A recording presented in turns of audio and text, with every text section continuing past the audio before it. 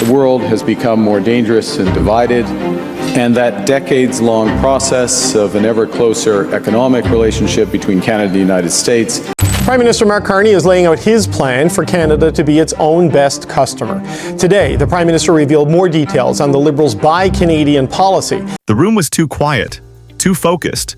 Reporters weren't chatting, weren't checking their phones, weren't doing the usual pre-press conference shuffle. They were leaning forward, pens already poised, cameras already rolling. Because everyone in that room, every journalist, every staffer, every political observer felt it. Something was different. Something was wrong. Or maybe something historic was about to happen.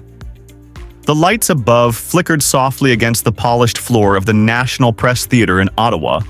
You could practically hear the air vibrating with anticipation.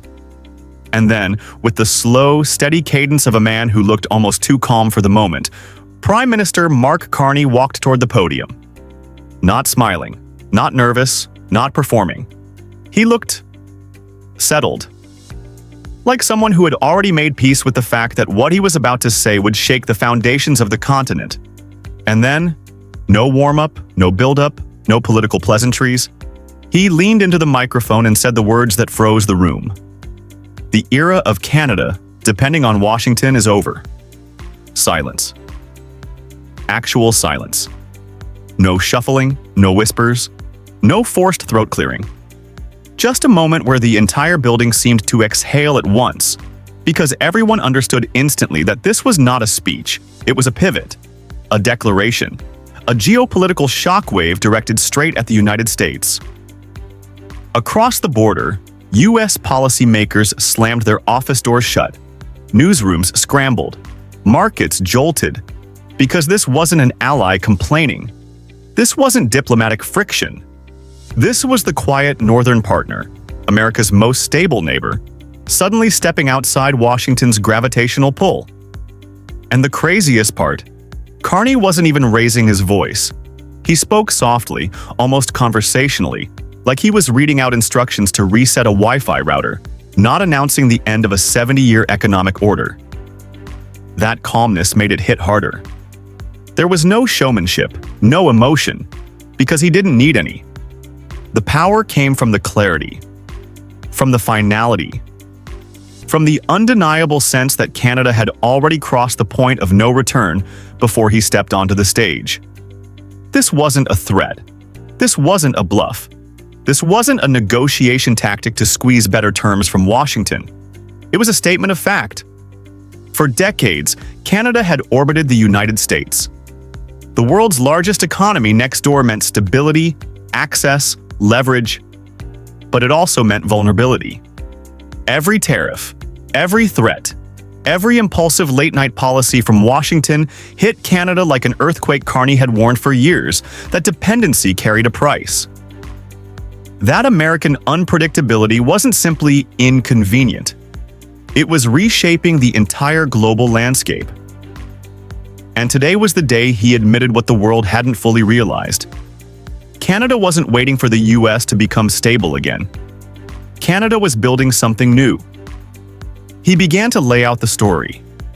Not emotionally, not dramatically, but with the cold precision of someone who had spent a lifetime running the world's central banks.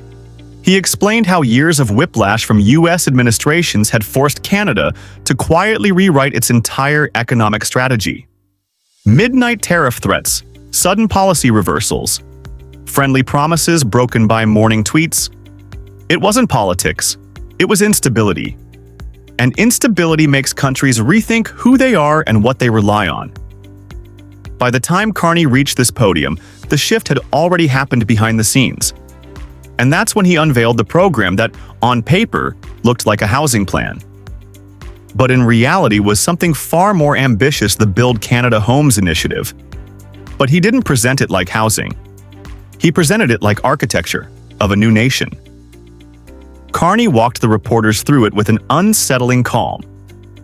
He described new manufacturing corridors, new supply chains, new building technologies that slash emissions and speed up construction, new factories producing materials that Canada used to import almost entirely from the United States, For American viewers watching this unfold, the real meaning snapped into focus.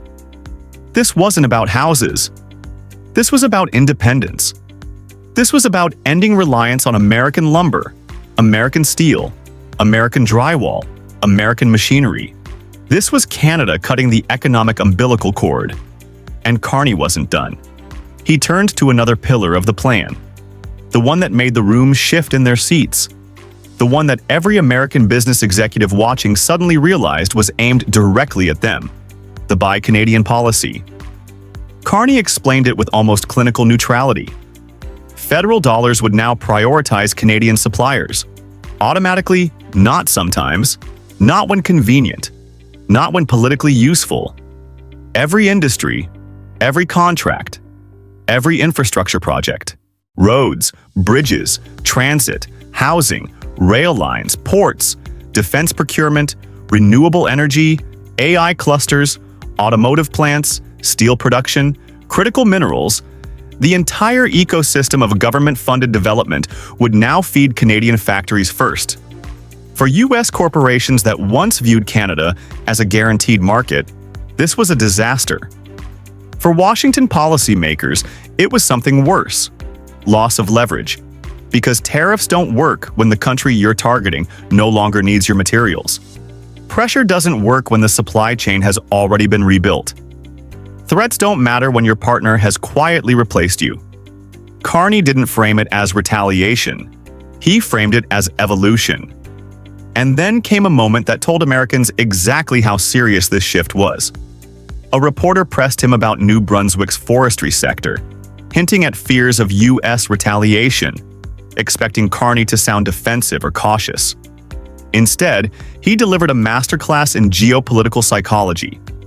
He laid out a detailed plan to diversify markets, scale domestic processing, modernize mills, and move Canada into high-value engineered wood products. He talked about innovation, not fear, strategy, not reaction. And then, in a tone so casual it felt like a blade slipped between ribs, he said, "We'll negotiate with the Americans, but we're also prepared to do other things they need in exchange for what we need." That line wasn't a comment. It was a power shift. For the first time in generations, Canada wasn't approaching the United States from a position of vulnerability. It was approaching from a position of options. And that's when Carney unveiled the part of the plan that changed everything: the trillion-dollar reconstruction of the Canadian economy. Not stimulus, not short-term spending.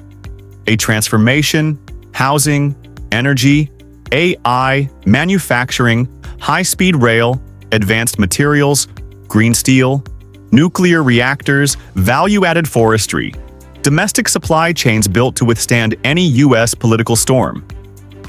Carney didn't present it like a gamble. He presented it like a country finally choosing itself. For American viewers, the message was unmistakable. Canada is not preparing to fight Washington. Canada is preparing to be untouchable by Washington. And then, near the end, he delivered a line that will echo across North American politics for years. At its core, these are things we don't have to ask permission for. We control them. We decide. You could feel the meaning ripple outwards. Canada is done seeking approval. Done adjusting to Washington's mood swings. Done waiting for stability that may never return.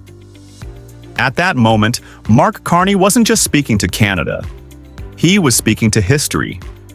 He closed by telling Canadians they would spend less time worrying about what America does and more time building their own country. That the age of dependency is over. That the United States remains a partner, but no longer the axis around which Canada revolves. And then came the line that American audiences will debate for months. That's the end of Trump. He wasn't talking about the man. He was talking about the system. Trump's influence over Canada survived because dependency survived. Threats worked because leverage existed. Today, Carney dismantled the structure that gave Washington its power. America cannot threaten what Canada no longer needs. That's how influence dies, not with a fight, but with independence. And as the cameras clicked, as reporters scrambled to file stories, as the shockwaves hit Wall Street and Capitol Hill, a realization settled over both countries. North America just shifted. Canada is no longer the polite junior partner. No longer the country waiting for Washington's permission. No longer the quiet ally in America's shadow. It has stepped onto the continental stage as an equal force, with its own strategy, its own industries, its own economic armor. A nation underestimated has just executed one of the most sophisticated geopolitical pivots of the modern era. And now, the question becomes unavoidable. What does a North America look like when Canada is no longer dependent, and the United States can no longer take the North for granted? That's the story unfolding now, and it's only just beginning. What does this moment mean for the future of both nations? Let's talk about it.